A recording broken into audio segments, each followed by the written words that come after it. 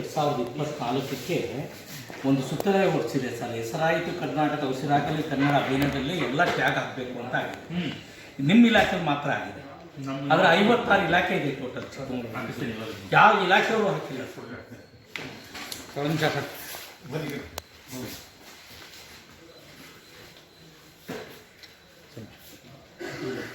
ಅಕಡೆ ನೋಡ್ಬಿಡಿ ಸರ್. ಒಂದು ಸೆಕೆಂಡ್ ನೋಡಿ, ಒಂದು ಇಲಾಖೆ ಹಾಕಿಲ್ಲ. ಅವ್ರು ಹೇಳಿದ್ರಿ ಸರ್, ಸಂಘಟನೆಗೆ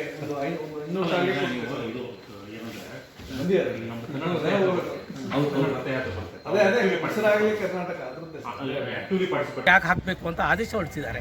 ಮಾನ್ಯ ರಾಜ್ಯ ಸರ್ಕಾರದ ಮುಖ್ಯಮಂತ್ರಿಗಳು, ಅಧೀನ ಕಾರ್ಯದರ್ಶಿಗಳು ಸಮೇತ ನಾವು ಈಗ ಜಿಲ್ಲಾಧಿಕಾರಿಗಳಿಗೆ ಸುತ್ತೋಲೆ ಕೊಟ್ಟಿದ್ದೀವಿ.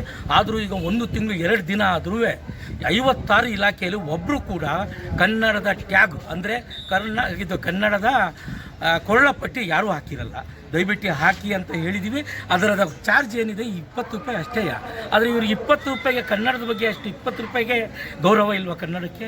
ಒಂದು ಟ್ಯಾಗ್ ಹಾಕ್ಕೊಳ್ಳೋಕ್ಕೆ ಇವರಿಗೆ ಯೋಗ್ಯತೆ ಇಲ್ಲ ಅಂದಮೇಲೆ ನೌಕರರು, ಅಧಿಕಾರಿಗಳು, ಇಷ್ಟಕ್ಕೊಂದು ಅಧಿಕಾರಿಗಳು ನೌಕರಿದ್ದಾರೆ, ಇವರು ಟ್ಯಾಗ್ ಯಾಕೆ ಹಾಕಿಲ್ಲ ಅನ್ನೋದು ನಮ್ಮ ಕರ್ನಾಟಕ ರಕ್ಷಣಾ ವೇದಿಕೆ ವತಿಯಿಂದ ಒಂದು ಮನವಿ ಇವತ್ತು ಜಿಲ್ಲಾಧಿಕಾರಿಗಳಿಗೆ ಕೊಟ್ಟಿದ್ದೀವಿ.